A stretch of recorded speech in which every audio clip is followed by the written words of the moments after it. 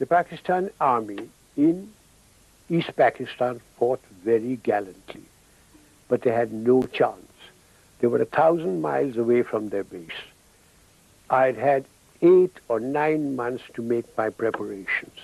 I'd got a superiority of almost 15 to 1. They just had no chance, but they fought very gallantly. Is it in fact true that there was a young Pakistani captain, Ehsaan, who defended his garrison so stoutly at Kamalpur that in fact you sent him a personal letter? That's quite true. We tried to capture a place called Hilly, which he was defending, and we tried very hard, and we didn't succeed until about the 3rd attempt. And he fought gallantly, and I did send him a personal letter. And when I went to Pakistan after the conflict, I went twice. I mentioned it there to their chief that I think that boy should be given a gallantry award. He fought magnificently. You've been quoted as having said that if you were Pakistani, Pakistan would have won the Bangladesh war. Was that a joke, or were you being partly serious? It isn't correct. I don't know who has made this story up. It was after the 1971 conflict. I was in my room. There was a little girl from some magazine.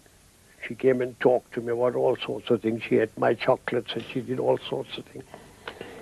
And then she asked me that, Field Marshal, you belong to the Frontier Force Regiment, which is in Pakistan. Why didn't you go to Pakistan? And I said, Mr. Jinnah did ask me, but I said I've finished commanding. I'm now an Indian. I've married an Indian girl, and I'm here.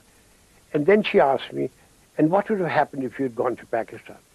So I bent her over and slapped her bottom. I said, I should have won the war and I would have thrashed you.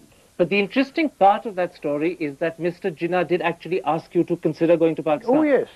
That's quite true. That is quite true.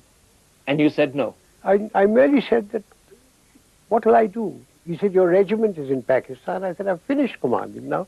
It's no use my going there. 24,000 Pakistani prisoners of war now in Dhaka's cantonment should fear the Bengalis' vengeance.